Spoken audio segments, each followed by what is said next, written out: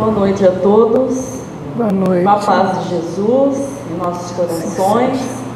Então nós vamos dar alguns recados, né? Estamos na correria aí já. Adivinha fazendo o quê? Compras de mercadorias para a Feira Amor, né? Então ela é uma feira que nós temos assim uma grande expectativa, é uma feira maravilhosa que nós participamos. E as compras daquilo que nós fazemos para levar tem que ser assim com antecipação. Que daqui uns dias nós vamos começar já a fazer aquelas tortinhas, tortinha salgada de frango, palmito, e tem novidades aí para trazer, né? Tortinhas doces, né? Então estamos começando a fazer as compras para preparar todo esse material. Bem, o nosso próximo evento aqui da casa é sobre criança que nós vamos falar, né, gente? Dia 12 é o quê? Dia das Crianças. E nós teremos aqui uma grande festa, né, da evangelização infantil. E convidamos a todos que queiram participar, ver o movimento, né, da evangelização infantil da casa, que é uma das partes principais aqui da casa, né? O cuidado muito grande com as crianças. Então, no dia 12, 14 horas, tem a festa das crianças.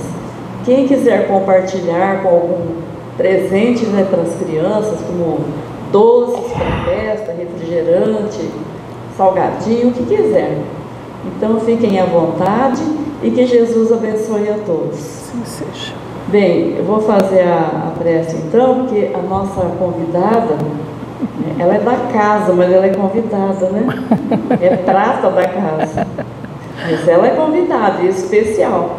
Ela tem assunto muito importante para nos falar hoje. Então nós vamos todos, durante essa prece, fazer nossas vibrações para que a nossa querida palestrante seja bastante intuída e iluminada, para que nós possamos assimilar todo o ensinamento da noite. Pai nosso que estais nos céus, santificado seja o vosso nome. Venha a nós o vosso reino, seja feita a vossa vontade, assim na terra como nos céus. O pão nosso de cada dia nos dai hoje. Perdoai as nossas ofensas, assim como nós perdoamos a quem nos tem ofendido. E não nos deixeis cair em tentação, mas livrai-nos, Senhor, de todo o mal, tanto do corpo como do espírito. Que assim seja. Bem, então a nossa prata da casa, conforme eu falei, é a Sueli Delatim. Seja bem-vinda, Sueli. Obrigada. Que Jesus abençoe suas palavras, suas colocações.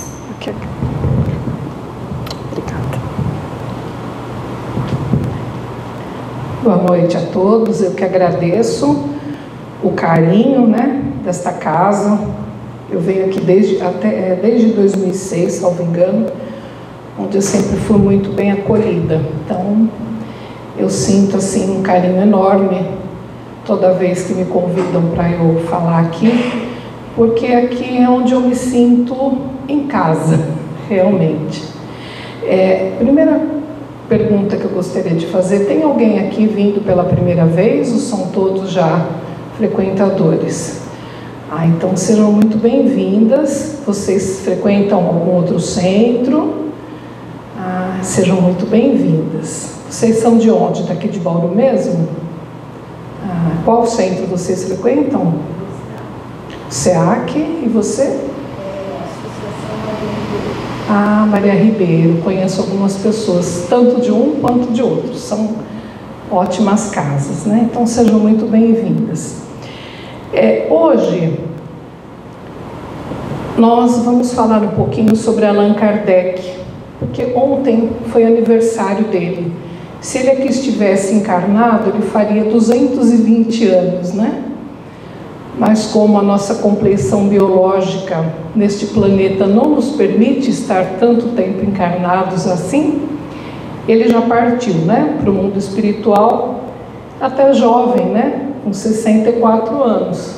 Salvo engano, aí, se minhas contas não estiverem erradas, ele não chegou a completar 65, né? Então partiu bastante jovem.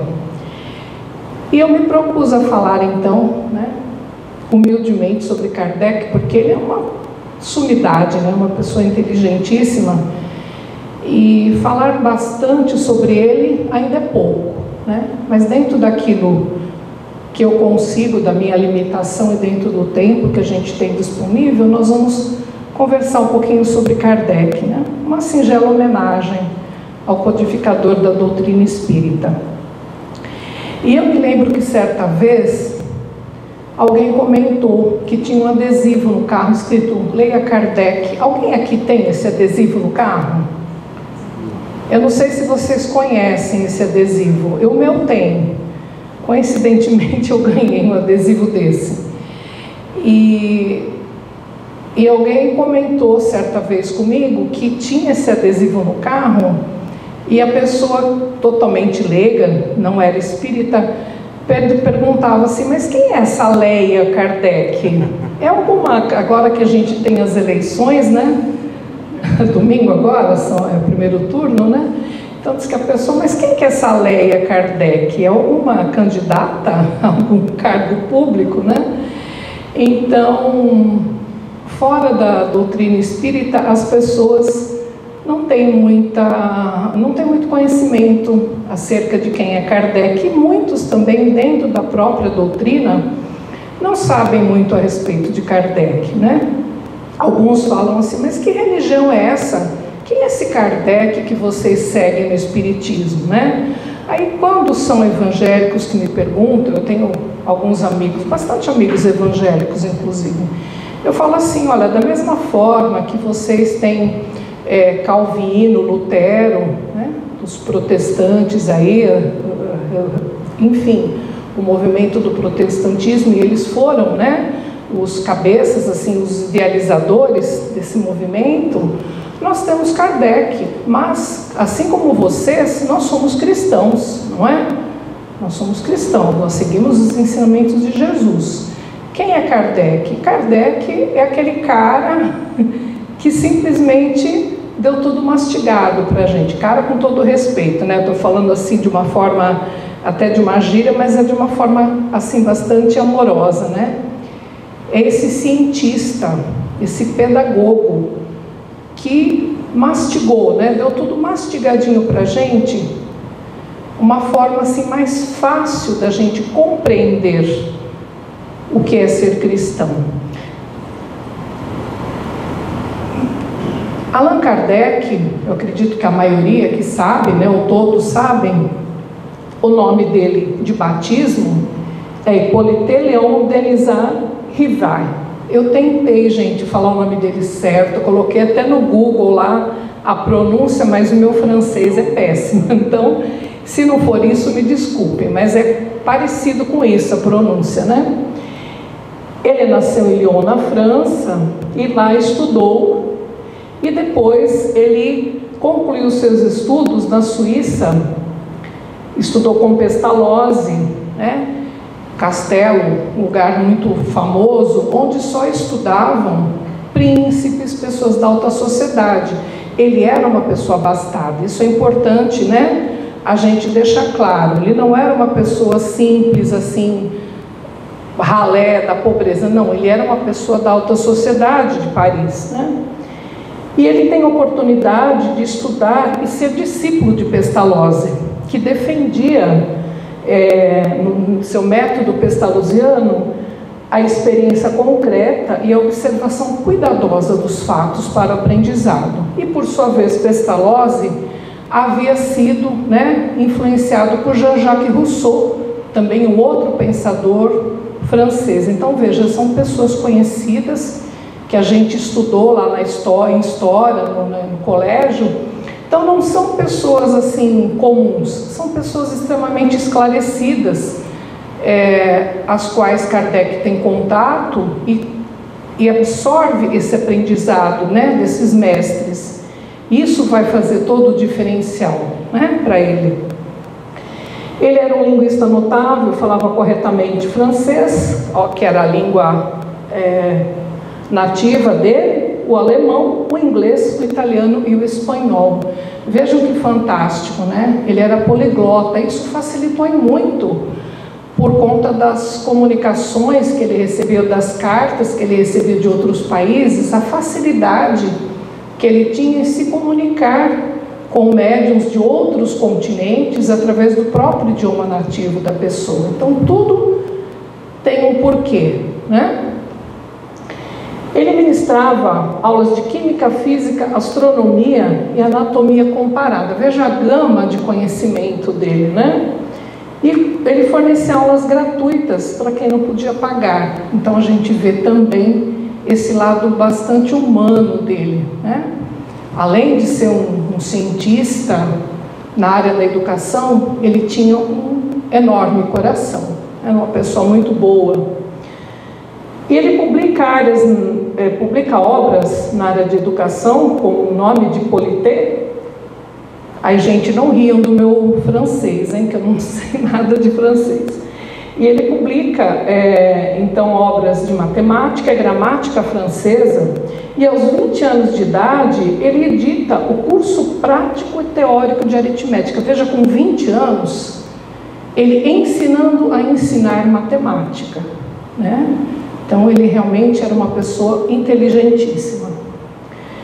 Ele era respeitado por toda a classe acadêmica francesa e pelo seu senso crítico, por sua imparcialidade.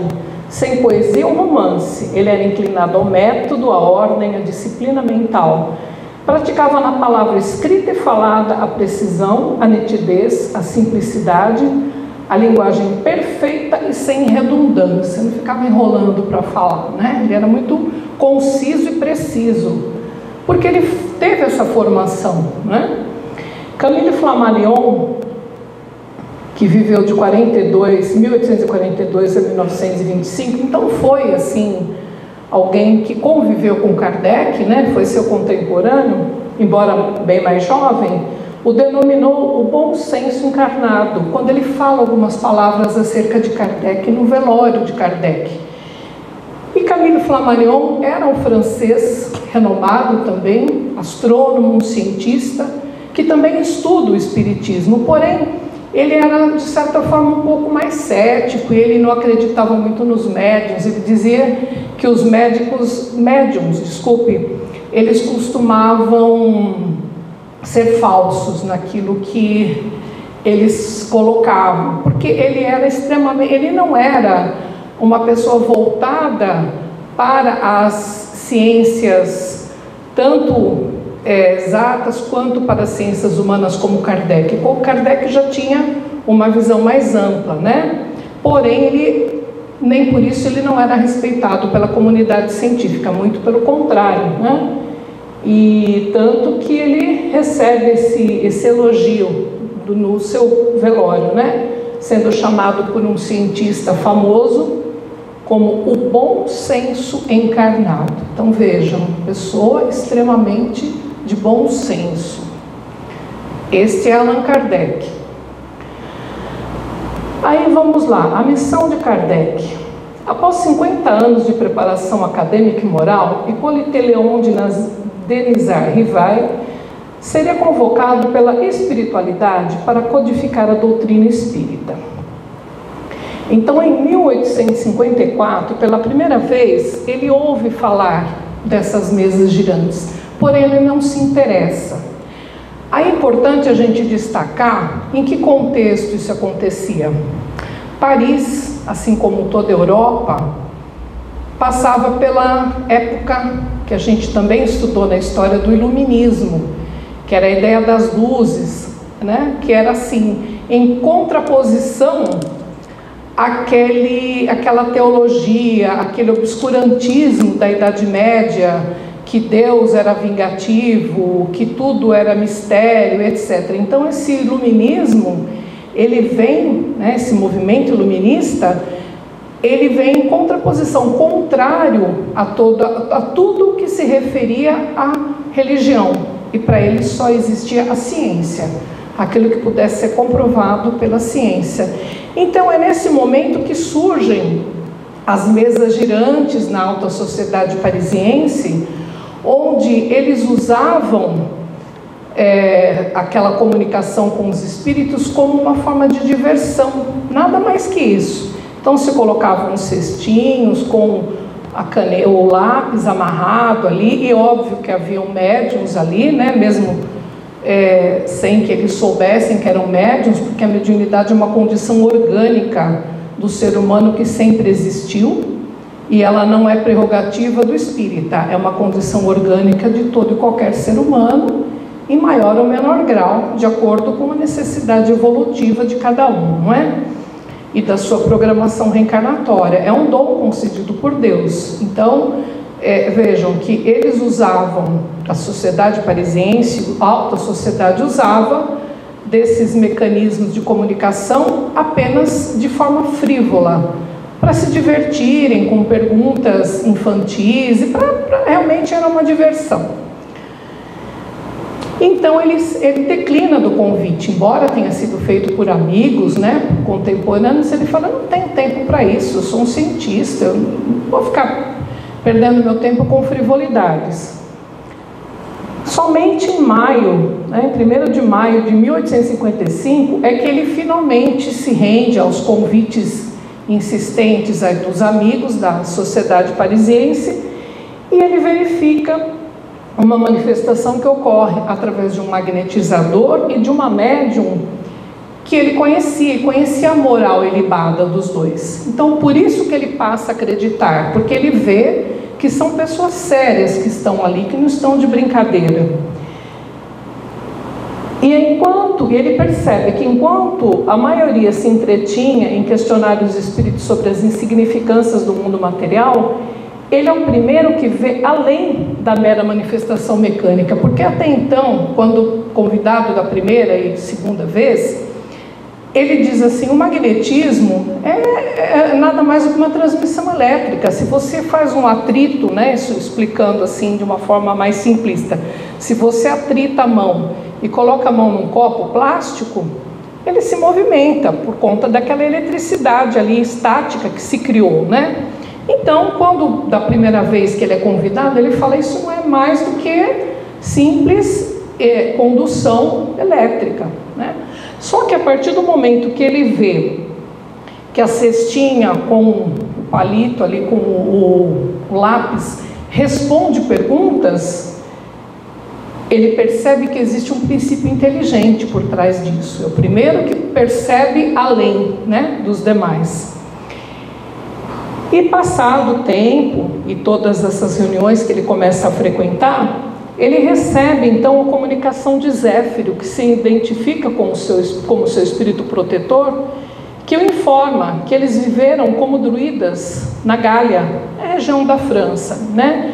Quando o rivais se chamava Allan Kardec, revelando-lhe a sua missão de codificador da doutrina espírita, para a qual seria convocado pelo Espírito de Verdade. E Kardec pergunta o que deve fazer, então, né? Ele pergunta ao espírito Zéfiro, não sei se é Zéphiro, aí quem sabe francês é Dona Neuza, não sei a pronúncia, né? Se é essa mesmo.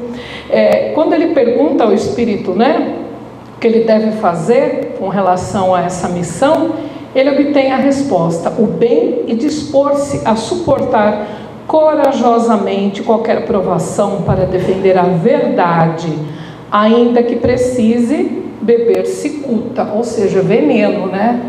Por isso que Kardec nos dizia: é preferível rejeitar 1000 verdades do que aceitar uma mentira, né? Então ele tinha os protetores, ele tinha os mentores dele que o instruíam assim de uma forma bastante categórica. E a questão do nome, por que Rivaio se torna Allan Kardec? Justamente por isso. Druidas eram sacerdotes celtas, né? Os celtas eram povos que habitavam aquela região, né? Inglaterra, França. Então ele já tinha sido um sacerdote celta, ele já tinha tido contato em vidas anteriores com questões da espiritualidade. E ele então, por orientação desses espíritos, ele resolve adotar esse pseudônimo de Allan Kardec para não misturar alhos com bugalhos, como se diz, né, no ditado popular, porque haviam e há obras acadêmicas publicadas com o nome dele de batismo. Então, para não se misturar uma coisa com a outra. Uma coisa é o estudo da matemática, né, aritmética, a língua francesa, que ele é professor, cientista, pedagogo. E o outro é o Allan Kardec, o codificador do espiritismo. Então, para não misturar uma coisa, ele poderia, né, falar, vou me aproveitar da minha fama enquanto cientista, enquanto professor, mas não, muito o contrário. Para não misturar uma coisa com a outra é que ele adota o pseudônimo, então, de Allan Kardec. A missão do Kardec, né? Ele insiste ainda com o espírito Zéfiro, se ele realmente está apto, e ele obtém como resposta: a nossa assistência não te faltará, mas será inútil se não fizeres o que for necessário. Suscitarás, ou seja, levantarás, né, contra ti ódios terríveis, inimigos encarniçados se conjurarão para tua perda.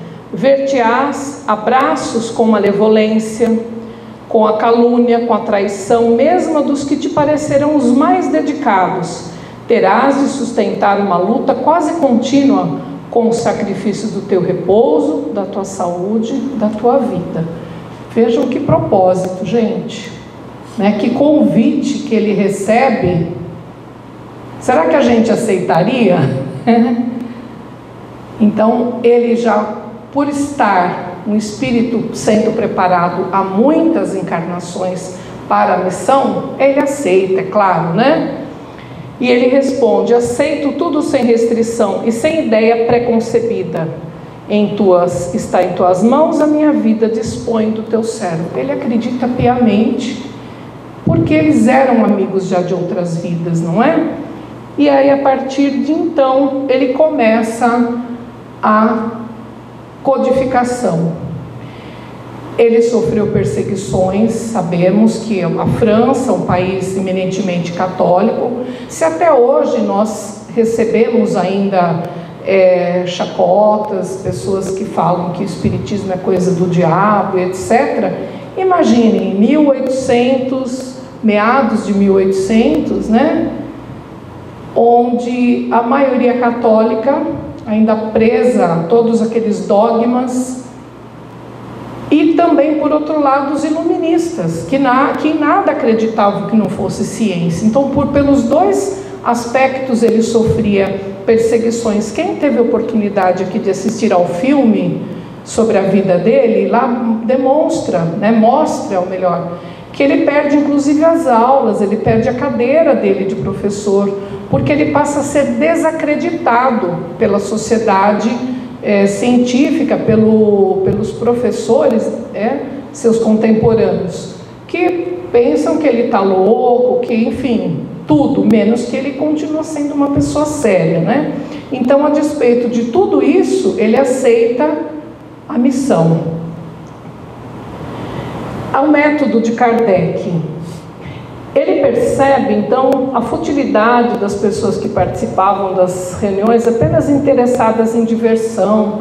Até hoje em dia a gente tem, né, as pessoas que querem uma entrevista com o mentor, como é que eu quero um passe com o guia, para perguntar de frivolidades. Isso faz parte da natureza do ser humano, não é nenhuma censura, né? É uma condição que depende, que é inerente do estágio evolutivo de cada um. Mas para ele, enquanto cientista, isso não interessava, né? Ele precisava que o assunto fosse tratado de uma forma lógica, assim como ele foi doutrinado, como ele estudou e se preparou para tal.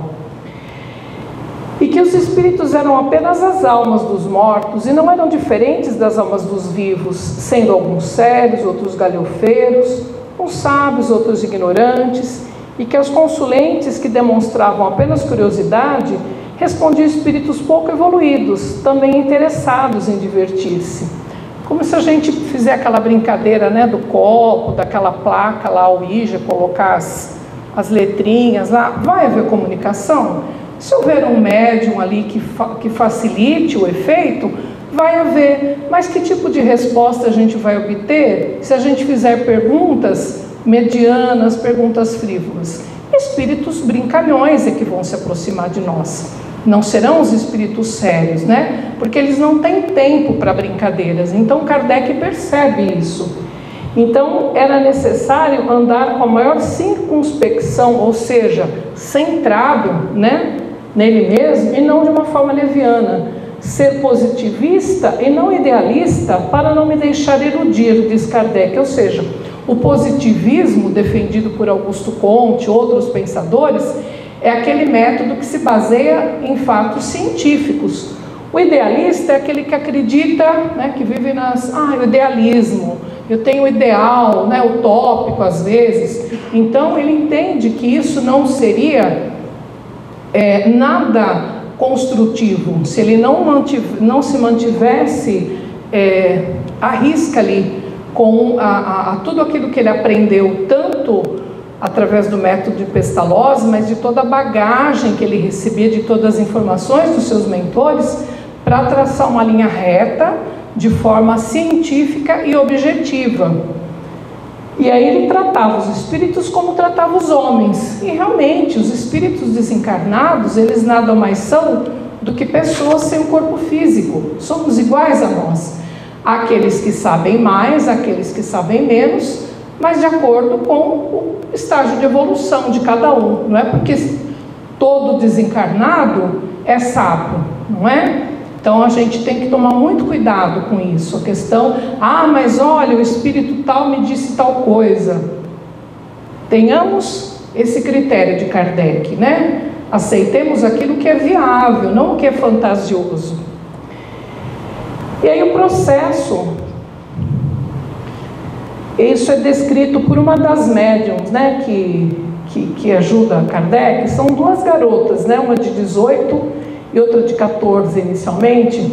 Ela diz que amarrava-se o roque, que era um lápis feito de pedra, na túpia cesta de Vini, e que os espíritos riscavam diretamente as respostas numa ardósia comum, e que os espíritos éfiro, o espírito familiar, ele riscava as respostas dos consulentes. Então havia a questão do médium ali participando para doar aquele magnetismo, e eram respondidas as perguntas de acordo com a necessidade e a utilidade, né, daquilo que era perguntado.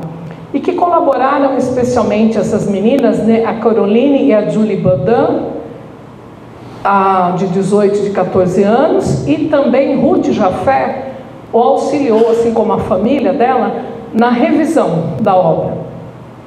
E que os consulentes vinham para perguntar tolices, aqueles que vinham para perguntar tolices, eles não voltavam, porque aquilo não tinha nada de sério, né? Nada acrescentava. Porém, aqueles que estavam dispostos a aprender, aqueles continuavam. E que o professor se propôs então que a sessão seria aberta à hora certa, iniciada com uma prece, teria recolhimento respeitoso para merecer a presença de espíritos adiantados.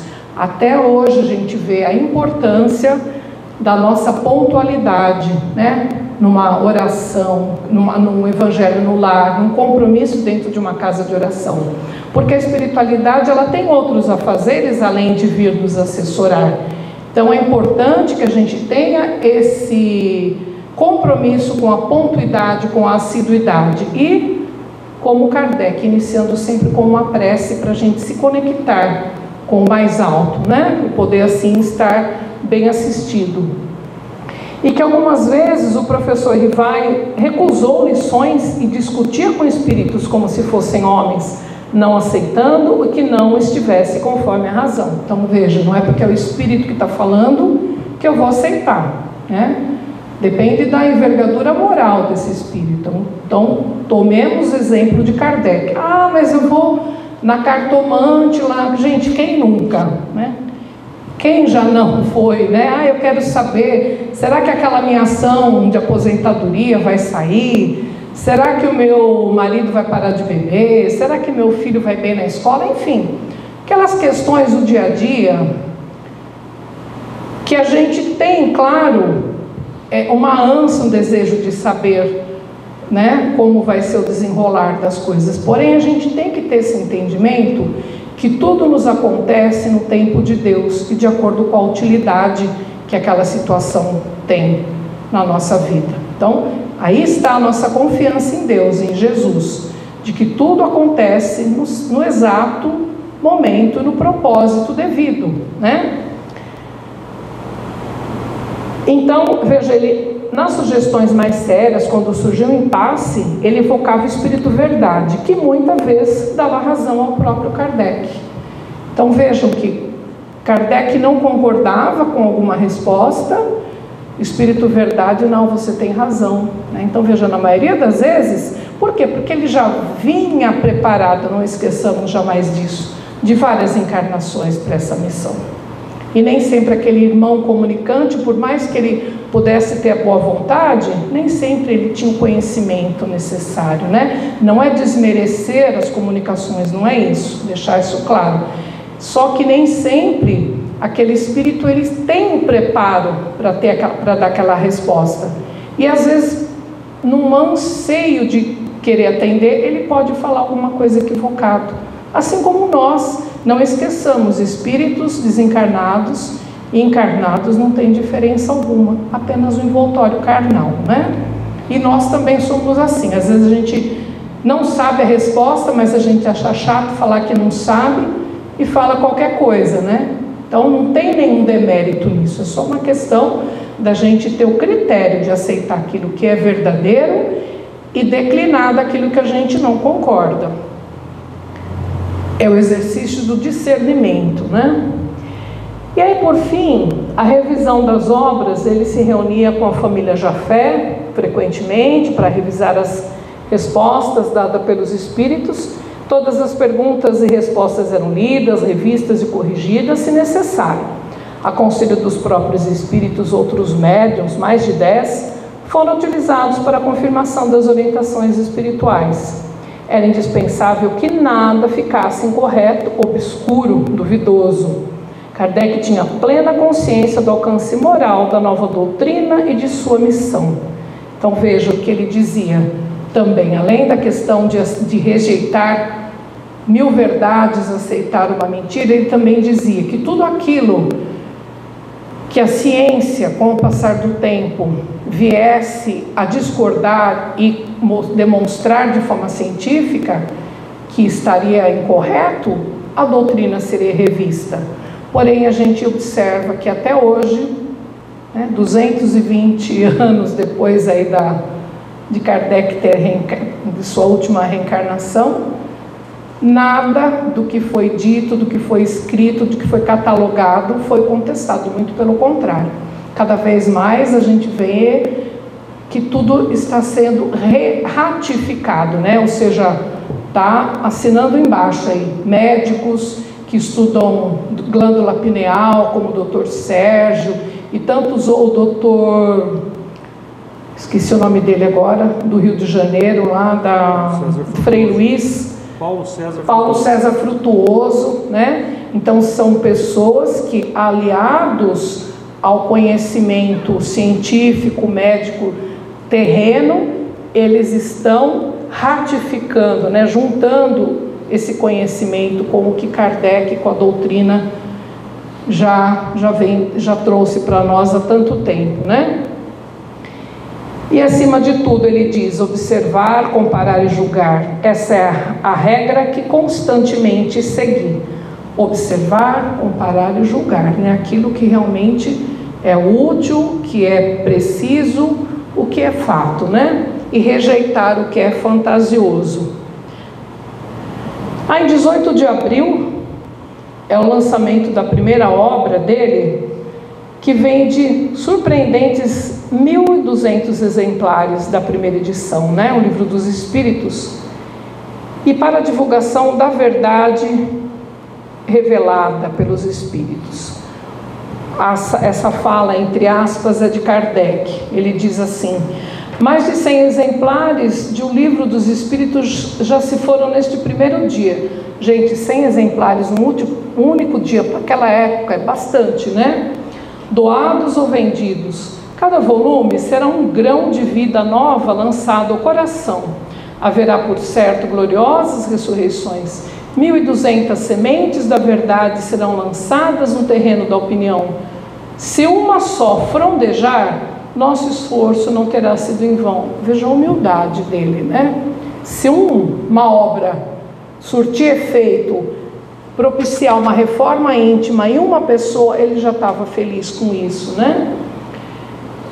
E aí então, vejam que a codificação dele foi o Livro dos Espíritos em 1857. Qual o primeiro contato dele com a doutrina, com os espíritos? Alguém lembra?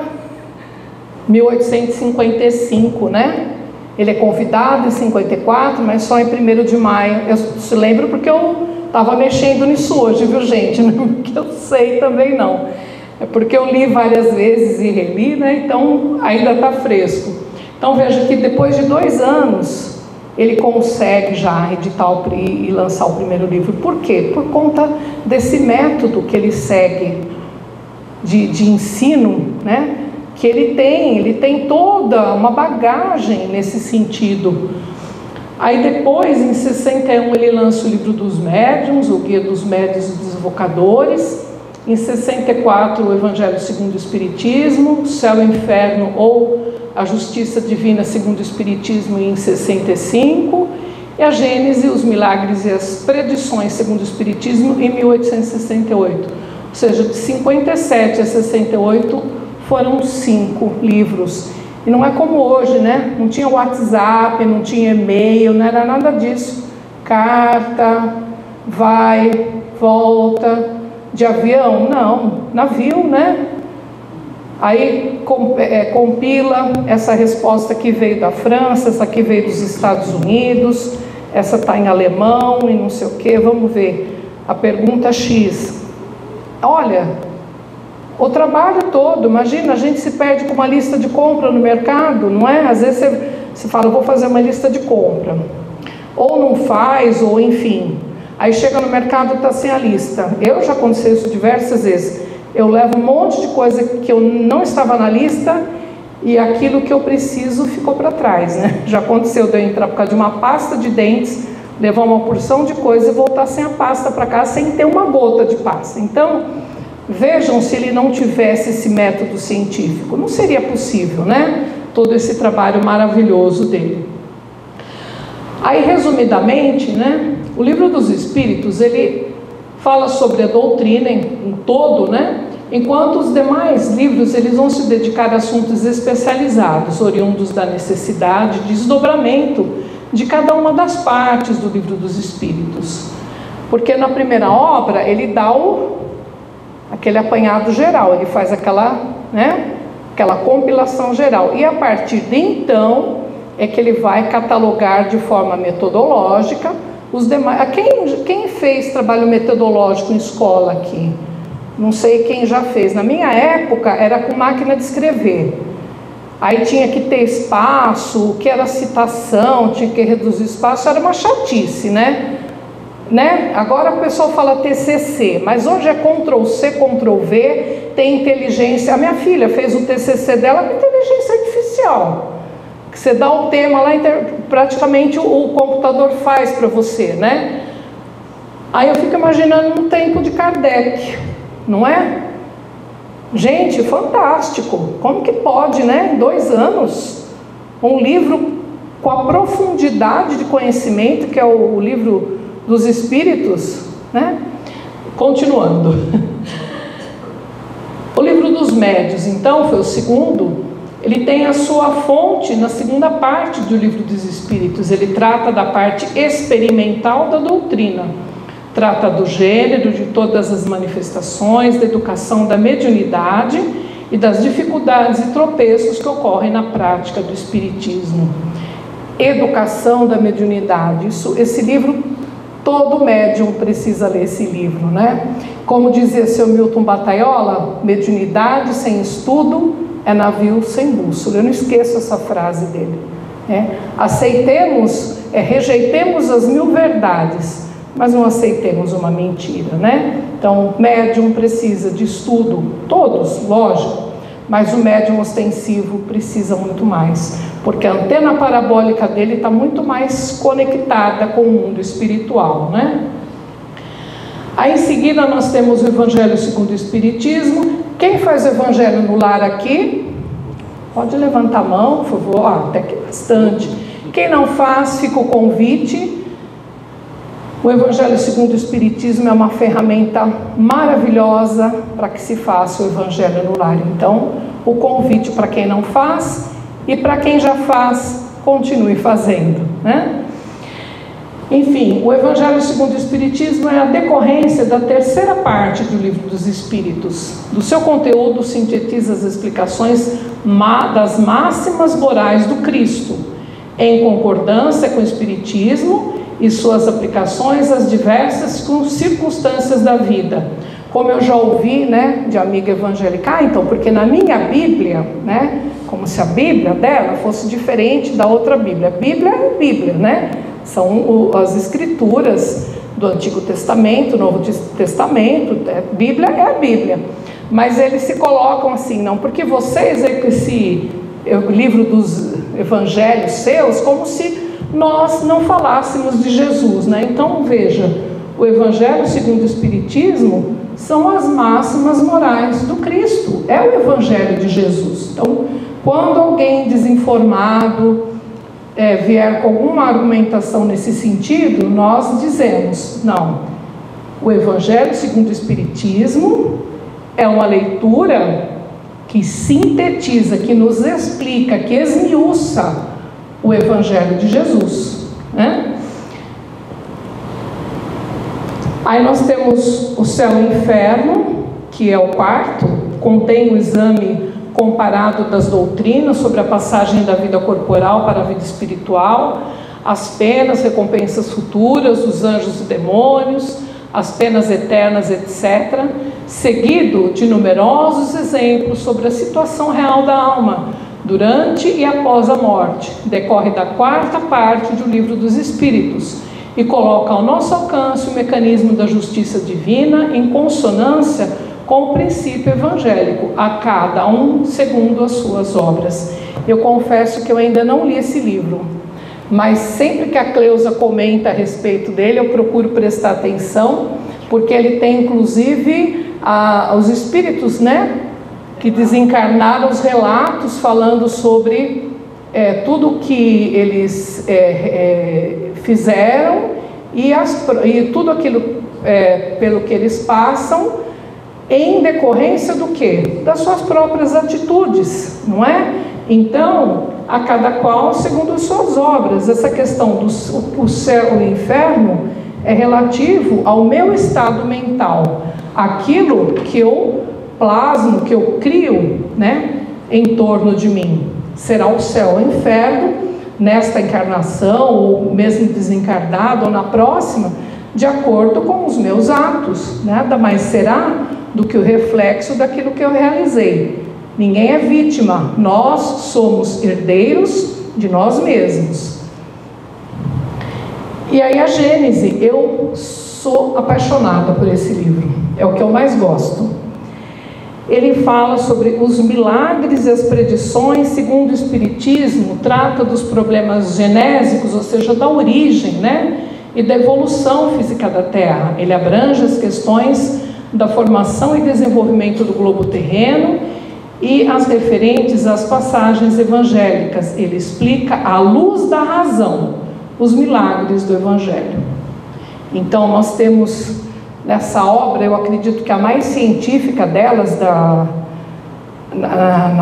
no Pentateuco de Kardec, onde ele vai falar sobre tabela periódica, sobre constituição do planeta, e sugiro, em complementação à leitura da Gênese, o livro A Caminho da Luz, de Emmanuel, que também fala sobre a formação do orbe terrestre, sobre Jesus, que é o governador espiritual do nosso planeta, e os demais engenheiros siderais que o assessoraram para a composição do nosso planeta, a condensação, a solidificação, os primeiros organismos unicelulares, as bactérias e assim por diante, toda a evolução até que o planeta estivesse em conformidade para que o homem, né, com a nossa composição humana, pudéssemos então habitar o planeta, que era inóspito e vem sendo, com o passar dos milênios aí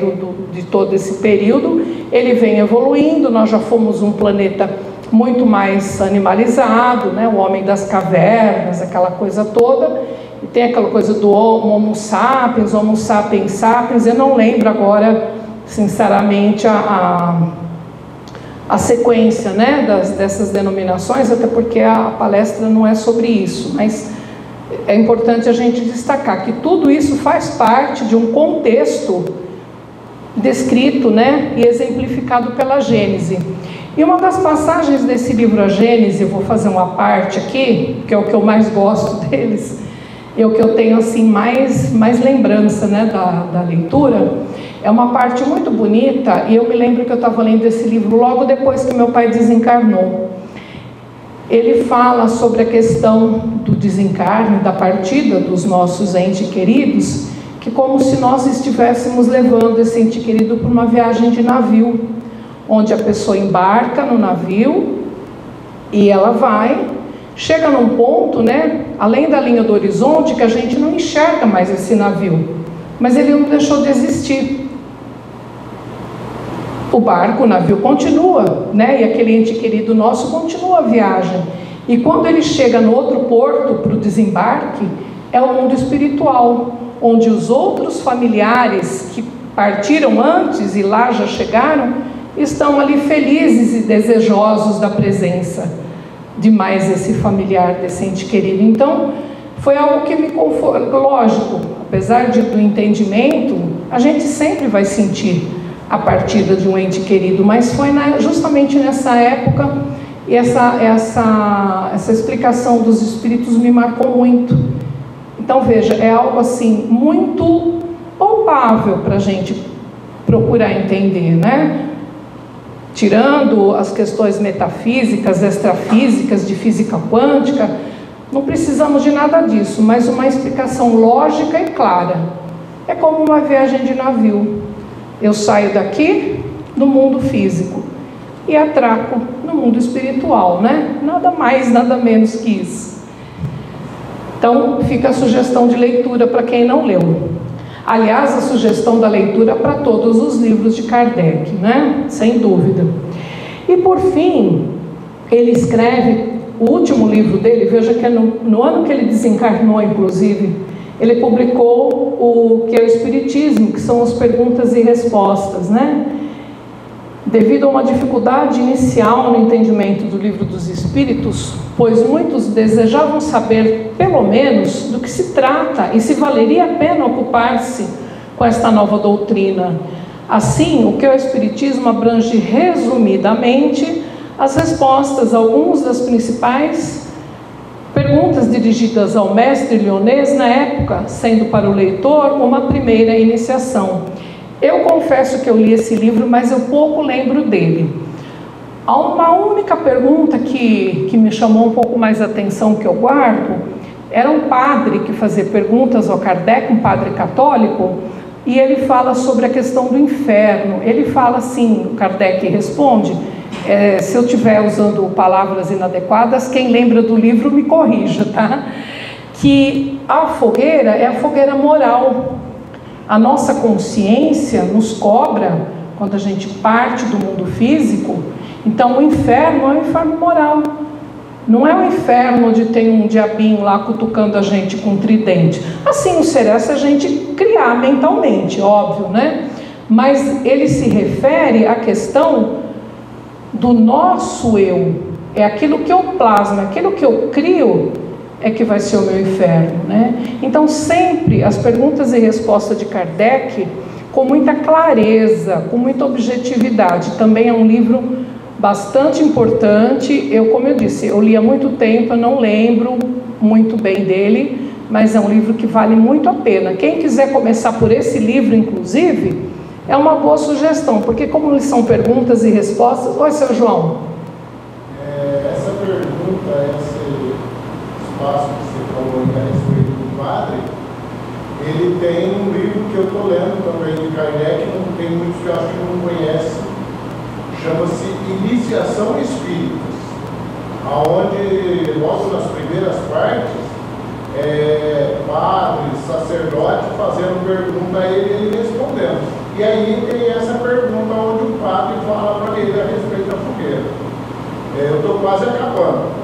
Aí depois vem jornalista, vem um monte de coisa. O livro, esse o que é o Espiritismo eu não vi ainda, mas esse que eu tenho chama-se Iniciação Espírita.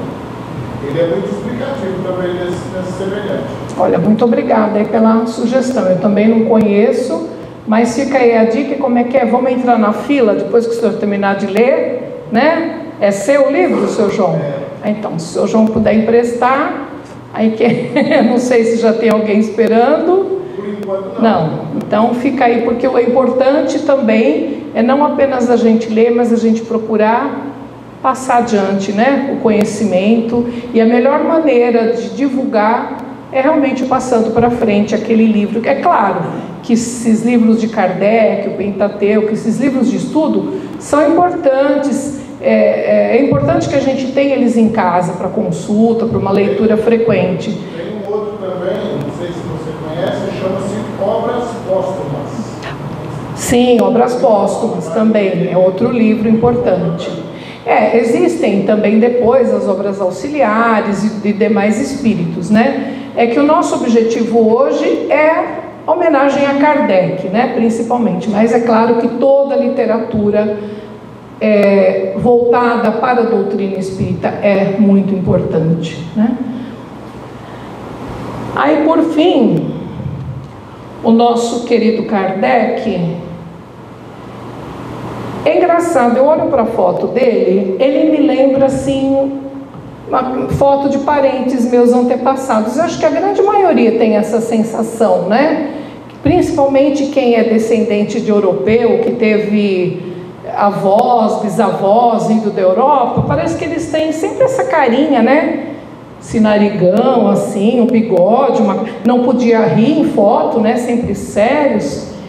E ele parece realmente que é uma pessoa assim conhecida da gente, né? Um familiar. Eu tenho essa impressão gostosa quando eu vejo a foto dele, e eu acredito que bastante gente também sente isso, né? E ele nos diz no livro Céu e Inferno, na primeira parte, que a doutrina espírita transforma completamente a perspectiva do futuro. A vida futura deixa de ser uma hipótese para ser realidade. O estado das almas depois da morte não é mais um sistema, porém um resultado da observação. Ergueu-se o véu. O mundo espiritual aparece-nos na plenitude de sua realidade prática. Não foram os homens que o descobriram pelo esforço de uma concepção engenhosa. São os próprios habitantes desse mundo que nos vêm descrever a sua situação. Ou seja, ele não está tomando para si as honras, né, de ter codificado a doutrina, muito pelo contrário. O que ele está dizendo? Que são os espíritos que vêm até nós para trazer essa informação. Como diz o Chico, o telefone sempre toca de lá para cá, né? É sempre da espiritualidade para cá.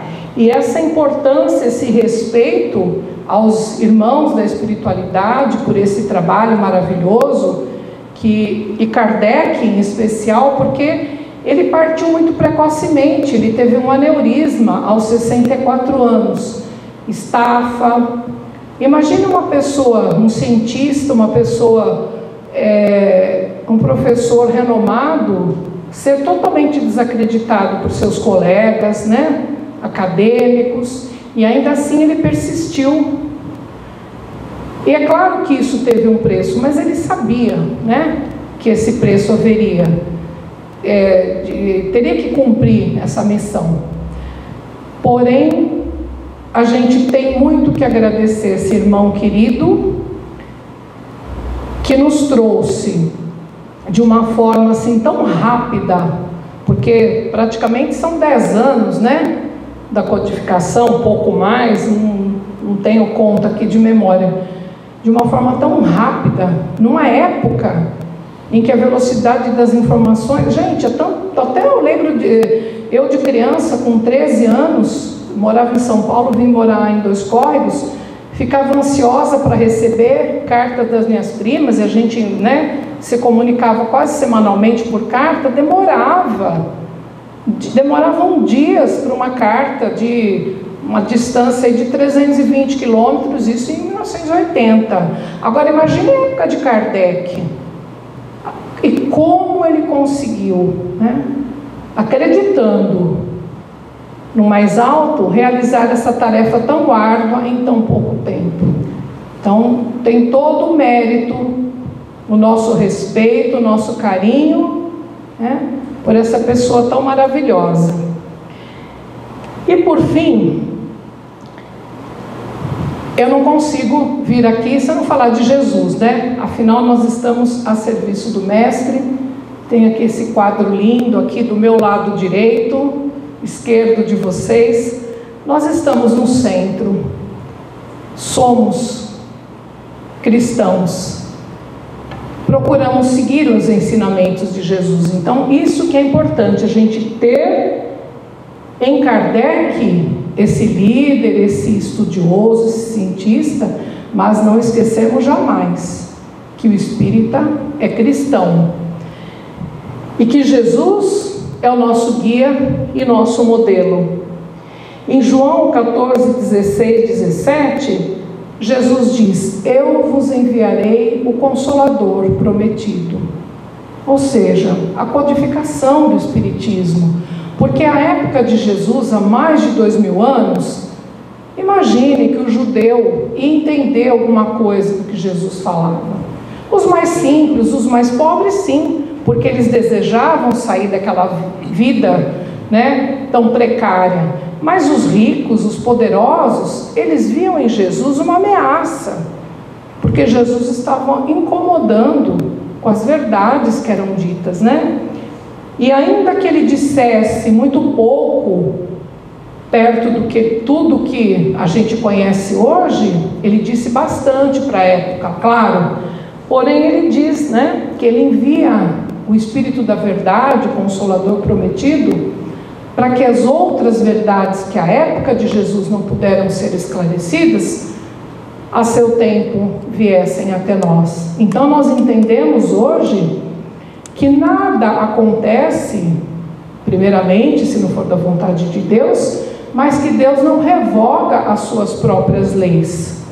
As leis da natureza, elas sempre existiram, elas são perfeitas, elas são harmônicas, e Jesus nos diz: ama a Deus sobre todas as coisas, ama teu próximo como a ti mesmo.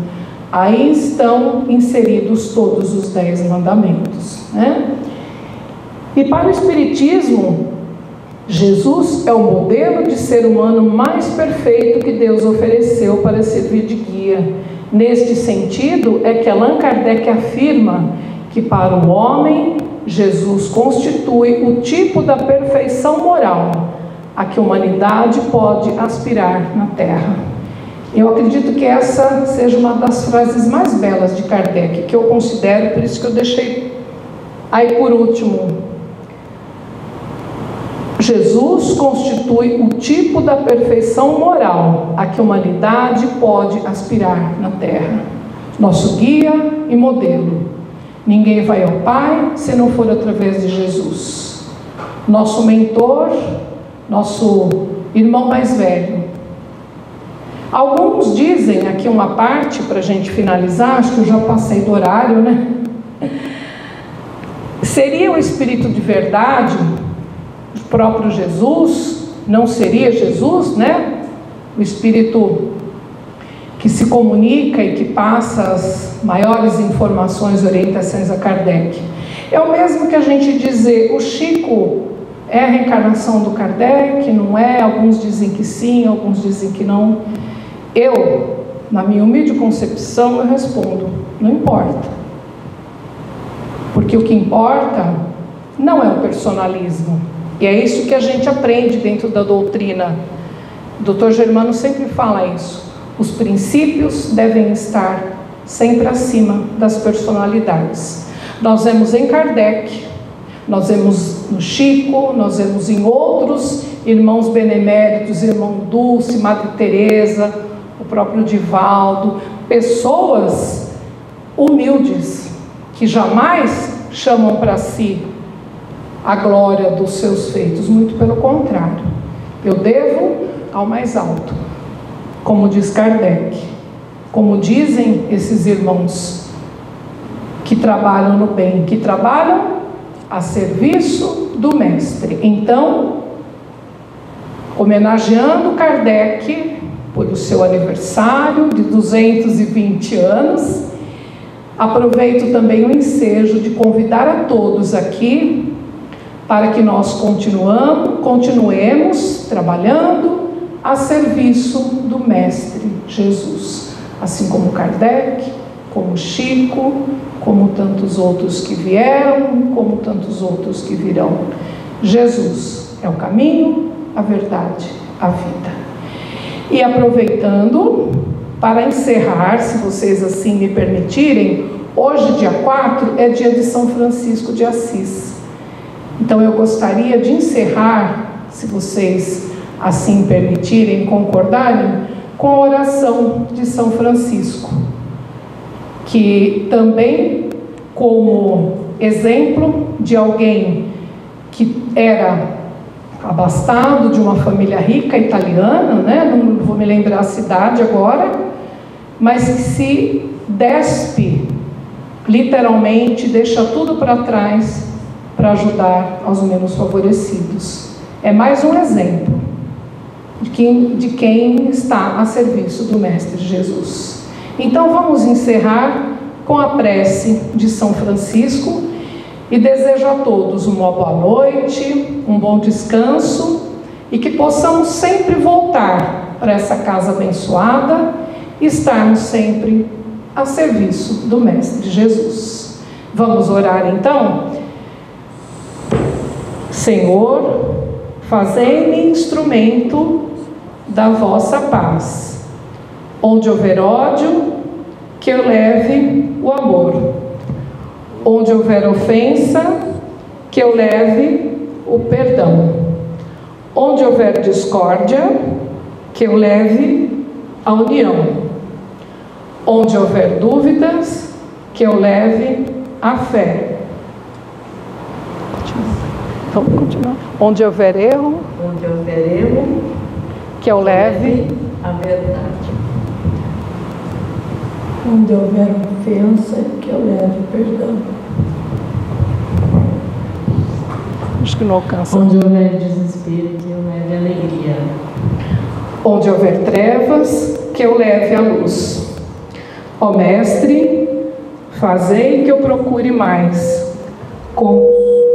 consolar que ser consolado, compreender que ser compreendido, amar que ser amado, pois é dando que se recebe, é perdoando que se é perdoado e é morrendo que se vive para a vida eterna. Que assim seja. Então agora vamos aguardar pelos passes. E os irmãos que desejarem receber os passes, aguardem nas cadeiras confortáveis. E os irmãos que forem aplicar os passes, por favor, vamos para a sala nos preparar. Fiquem com Deus. Boa noite.